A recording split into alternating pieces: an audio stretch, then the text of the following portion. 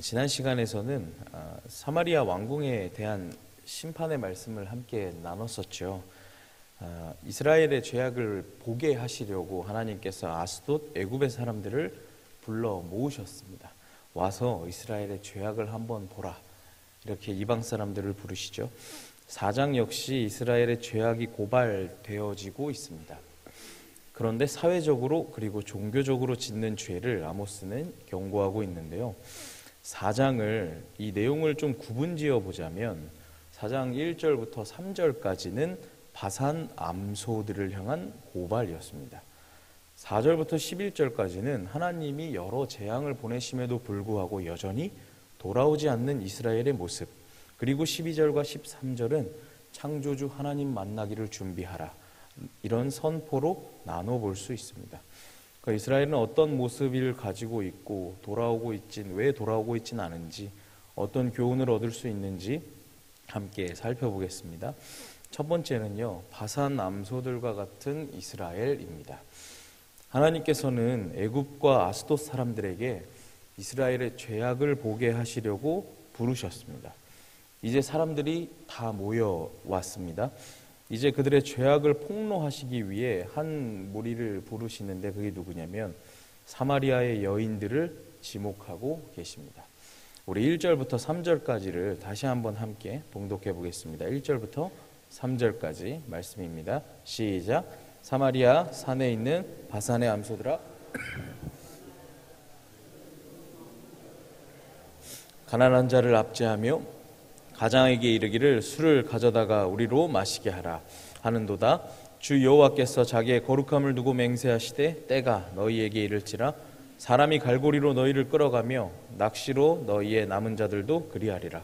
너희가 성 무너진 데를 통하여 각기 앞으로 바로 나가서 하르몬에 던져지리라. 여호와의 말씀이니라. 여기 나오는 바산이라는 곳은 어디냐면요, 요단 동편에 있는 숲 그리고 목초가 풍부한 평야 지대입니다. 이스라엘이 정복했던 땅이고, 이 땅은 풍요로움 그리고 번성의 상징이었던 땅이었죠. 이곳은 좋은 가축을 길러낼 수 있는 곳이었습니다. 이것을 생각해 볼 때 이 바산의 암소라는 이 단어는 번성과 풍요로움을 누리고 있는 상류층 여성을 뜻한다고 볼 수 있습니다. 이 사람들은 부패하고 사치스러우면서도 하나님의 말씀을 떠나버립니다.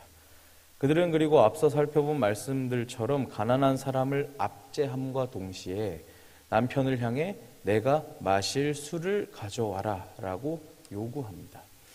백성들의 고통, 어려움, 공고함은 아랑곳하지 않고 그들을 억압하며 자신들은 술과 사치에 취해서 살아갑니다. 앞선 본문들처럼 이스라엘의 남자들이 밖에서 하나님 말씀에 불순종했었다면 여자들이라도 깨어 있어서 돌아왔어야 했지만 오히려 술을 사오라고 윽박지르고 억압하고 이 짓밟는 행동에 동조했던 것이죠. 그 시편 119편 36절을 보면 이런 말씀이 있습니다. 내 마음을 주의 증거들에게 향하게 하시고 탐욕으로 향하지 말게 하소서. 이런 기도를 올려드렸어야 했는데 끊임없이 죄악으로 빠지고 맙니다.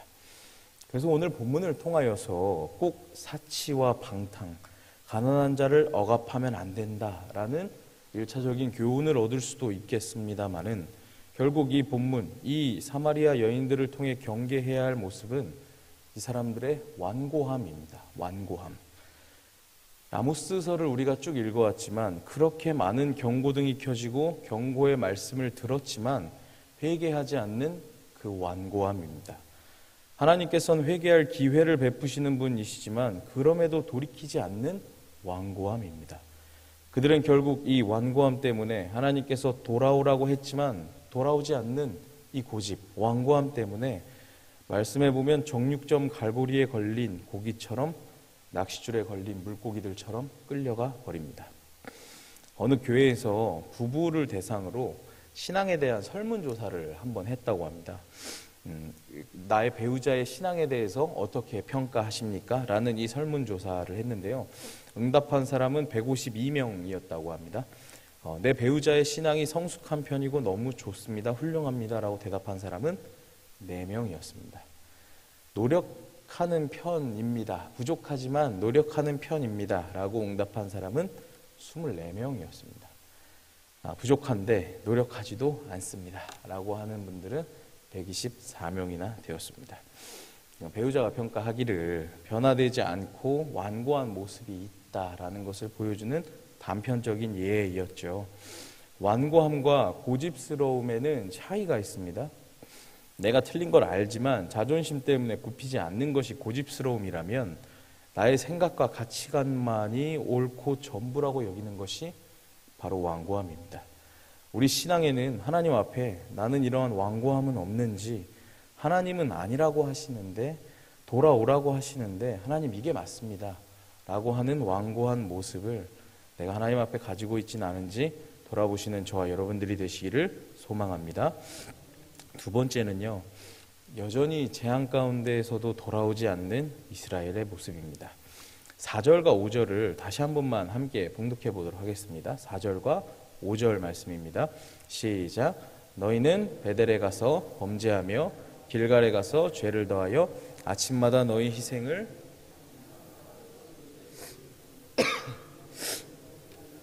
수은제로 드리며 낙헌제를 소리내어 선포하려무나 이스라엘 자손들아 이것이 너희가 기뻐하는 바니라 주 여호와의 말씀이니라. 성경에 오늘 지금 이 본문보다 예배와 예물에 대해서 더 냉소적으로 비난하는 곳은 아마 없을 것입니다. 무슨 이야기냐면 희생제물을 바치고 11조를 한번 그래 바쳐보아라. 감사제물도 드려보고 자원예물 그래 한번 드려봐라. 이거 너희가 좋아하는 거 아니냐? 라는 하나님의 말씀이시죠. 이것은 예배 혹은 제사 자체를 비난하거나 안 좋다고 이야기하는 것이 아닙니다. 하나님께서는 이렇게 하나님께 올려드리는 예배와 제사가 11조가 단지 이스라엘 너희들이 사랑하는 것일 뿐임을, 그런 방식일 뿐임을 선포하고 계신 것이죠. 이스라엘이 제사와 11조를 하나님께 올려드리지만 그럼에도 불구하고 하나님께 돌아오지 않고 있는 이스라엘의 모습을 고발하고 있는 것입니다. 무슨 이야기냐면 정성스럽게 세밀하게 하나님께 제사로 예배로 예물로 나아간다고 하지만 정작 하나님께서 뒤에 나올 재앙들을 통하여 돌아오기를 원하심에도 이스라엘은 돌아오지 않았다라는 것입니다. 그러므로 4절과 5절은 이스라엘이 그토록 정성스럽게 드렸던 예배가, 제사가 하나님의 명령과는 무관한 행동이었다라는 것을 우리는 알 수 있죠. 하나님과 무관한 그들의 종교 행위였음을 우리는 알 수 있습니다. 흔히 우리가 이야기할 때 마음 없이 드린 제사, 예배가 문제입니다 라는 식으로 우린 이야기하곤 하죠. 그런데 아모스에서는 마음을 담아 정성껏 드린 제사임에도 문제가 되고 있음을 보여주고 있습니다. 이 무엇을 뜻하냐면 내가 원하는 방법이 아니라 하나님의 방법대로, 하나님께서 원하시는 방법대로 예배드리고 제사드려야 한다. 그 방법을 따라가야 한다라는 것입니다.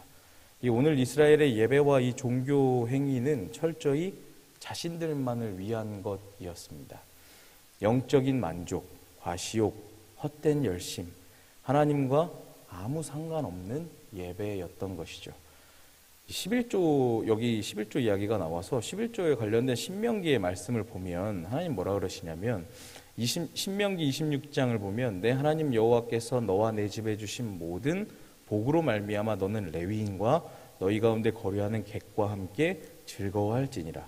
셋째에 곧 11조를 드리는 해에 내 모든 소산의 11조 내기를 마친 후에 그것을 레위인과 객과 고아와 과부에게 주어 내 성읍 안에서 먹고 배부르게 하라.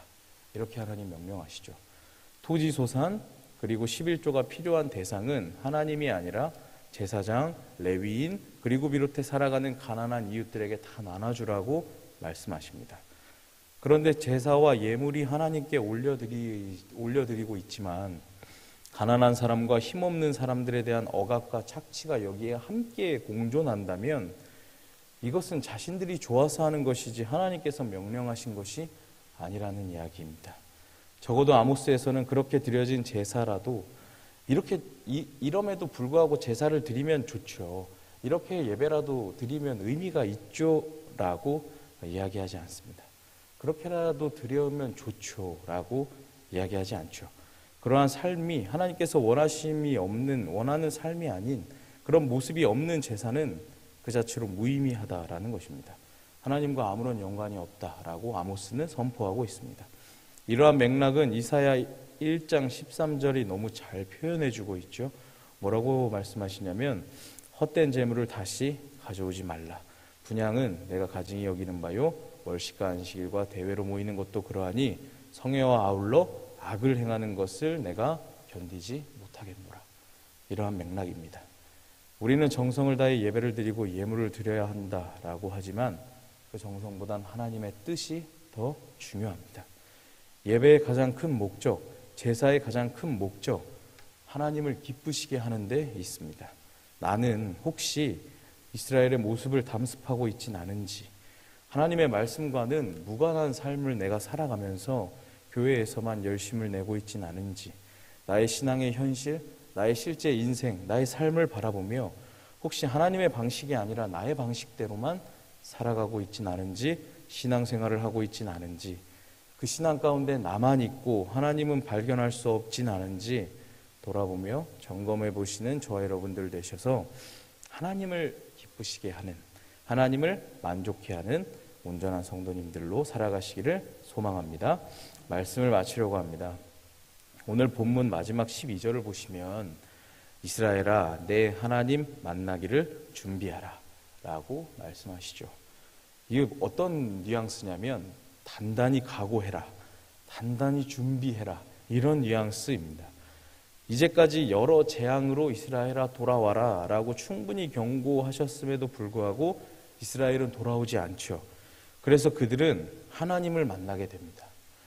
이제껏 있었던 재앙과는 비교도 되지 않을 하나님을 이제 너희는 만나게 될 거야 라는 의미이죠. 하나님을 만나는 것이 기쁘고 감격스럽고 사랑스럽고 은혜가 있는 것이 아니라 가장 두렵고도 무서운 재앙이 되어버렸던 것입니다. 우리는 이러한 이스라엘과는 다르게 하나님을 기쁘시게 하여 하나님을 만족시켜드리며 하나님께로 돌이킴으로 두려움으로 하나님을 만나는 것이 아니라 기쁨으로 만나게 되시는 저 여러분들 되시기를 소망합니다. 기도하겠습니다.